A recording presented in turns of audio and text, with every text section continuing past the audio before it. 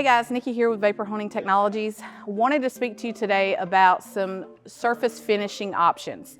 We want to talk to you about some solutions that are going to help you in your shop, possibly help save you time and money. We're looking at dry blasting today as well as some wet blasting options. With dry blasting, I know it's very versatile. I know that you can use different abrasives, all the same abrasives you can use in wet blast, we can use in dry blast. It pretty much depends, are you removing paint? Like what size are your parts? What size is your cabinet? Do you have the dust collector? Do you have the reclamation system?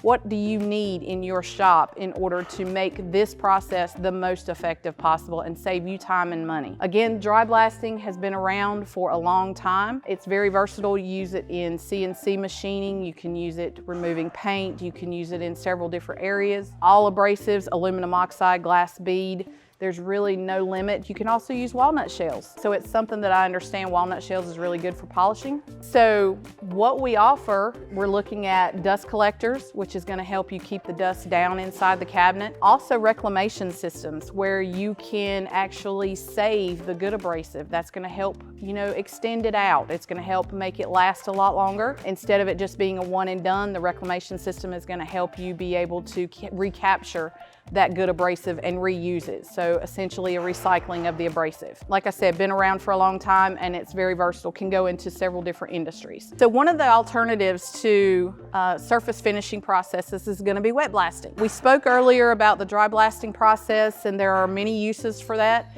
but the alternative would be wet blasting. We build the equipment to use water to cushion the abrasive against the surface. It's gonna be safe for softer metals, for plastic, for rubber, so there's not gonna be any material loss. You can use the same abrasives you can use in dry blast, minus the walnut shells, because they will swell up in water, so I wouldn't recommend that. With wet blasting, we want to let you know that you can do all of the same industries that you can do in dry blast, but what works best for you?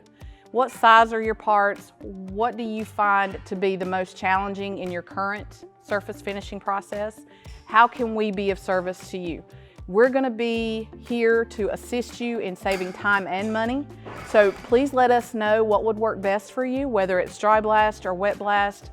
Any questions you have about abrasive, any questions about the equipment or how it works or the process or the results you can achieve. Give us a call today at 828-202-5563. Thank you so much.